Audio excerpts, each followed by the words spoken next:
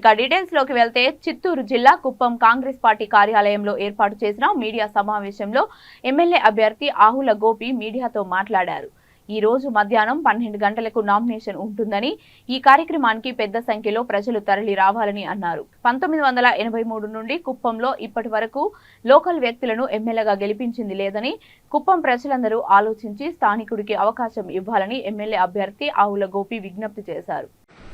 చెప్పండి ఎట్లా ఆయన తీసుకోమనండి, ఆయన ఇచ్చేయడం మేము ఇస్తాం. మంది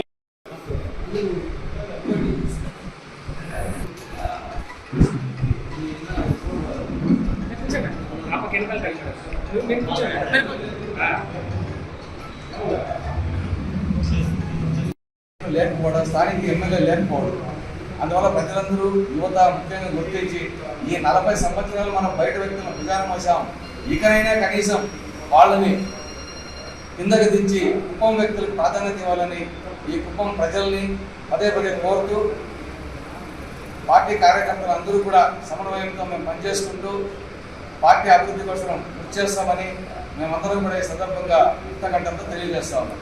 జై హింద్, జై జై కుప్పం, జై కుప్పం, జై కుప్పం, జై కుప్పం. మీరు చూశారు, కార్డున్న ప్రతి ఒక్కరికి ఇందిరమ్మ ఇల్లునే పేరుతో ఇచ్చారు. అదే పథకాన్ని మళ్ళీ తీసుకొచ్చి 5 లక్షల గృహ నిర్మాణానికి ఇచ్చేటువంటి కార్యక్రమం కూడా చేపట్టారు. ఇంకా ఉపాధి హామీ కూలీలకి రోజుకి వేతనం 400 రూపాయల వరకు పెంచే కార్యక్రమం కాంగ్రెస్ పార్టీ చేపడతా ఉంది. వీటన్నింటినీ కూడా ప్రజల్లోకి తీసుకెళ్ళి రాబోయే రోజుల్లో కాంగ్రెస్ పార్టీని అధికారంలో తెచ్చేదానికోసం ప్రతి కార్యకర్త, ప్రతి నాయకుడు పనిచేయాలి. అదేవిధంగా కుప్పం నియోజకవర్గ ఓటర్లని, ప్రజల్ని, యువతని అందరినీ కూడా నేను కోరేది ఒకే ఒక విషయం. 1983 నుండి ఇప్పటి వరకు కూడా కుప్పం లోకల్ వ్యక్తి శాసనసభ్యుడు కాలేదు. 1983లో రంగస్వామి నాయుడు గారు కూడా ఆయన బయటికి వచ్చి స్థిరపడినటువంటి వ్యక్తి. ఆయన తర్వాత చంద్రబాబు నాయుడు గారు 89 నుండి ఇక్కడ కాంగ్రెస్ పార్టీ నాయకులకి, కార్యకర్తలకి, అది ప్రజలకి, పత్రికా విలేకరులకి అందరికీ కూడా నా హృదయపూర్వక నమస్కారాలు తెలియజేసుకుంటున్నాం. కాంగ్రెస్ పార్టీ కుప్పం ఎమ్మెల్యే అభ్యర్థిగా నన్ను ప్రకటించింది.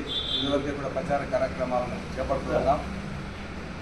రేపు 22వ తేదీ మధ్యాహ్నం 12 గంటలకి కాంగ్రెస్ పార్టీ అభ్యర్థిగా నామినేషన్ దాఖలు చేస్తున్నాను. మొన్న రాష్ట్ర పిసిసి అధ్యక్షురాలు శ్రీమతి సంజనారెడ్డి గారి చేతుల మీదుగా గుంతకల్లో బీఫారం అందజేశారు. దాంట్లో తీసుకొని వచ్చాం.